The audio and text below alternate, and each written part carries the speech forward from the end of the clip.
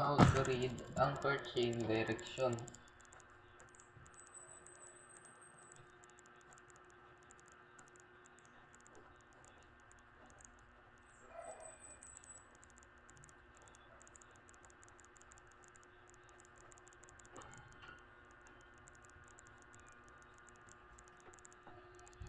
So there are two ways on how to read anchor chain direction. The clock format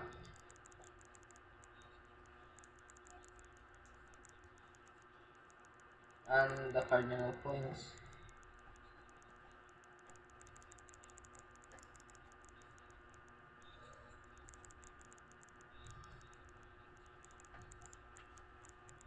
In clock format, you're going to use time, like 12 o'clock, 3, 6, and 9.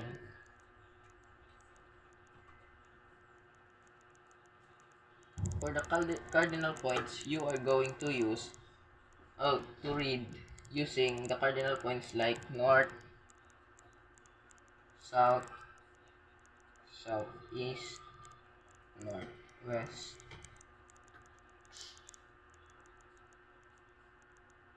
So I'm gonna be using clock format.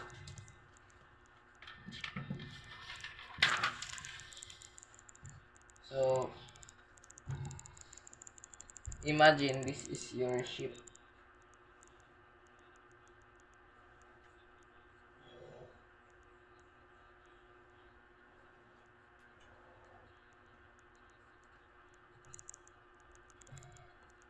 Then your midship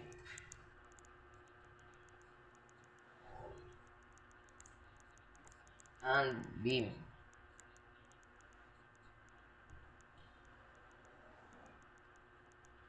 So this is the clock format.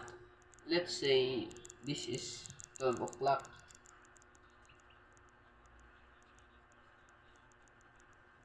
3, 6, 9.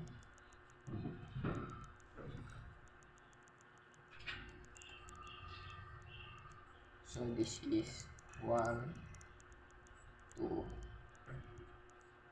4, 5, 7, 8, 11. So this is the port side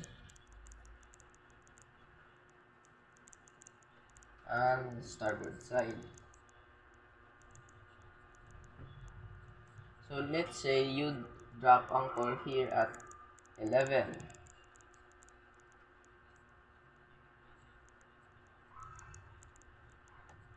So your anchor chain direction is 11 o'clock. Then if you drop anchor here in 2,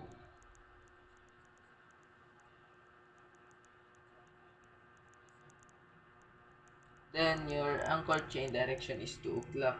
So that's how to read your anchor chain direction in clock format.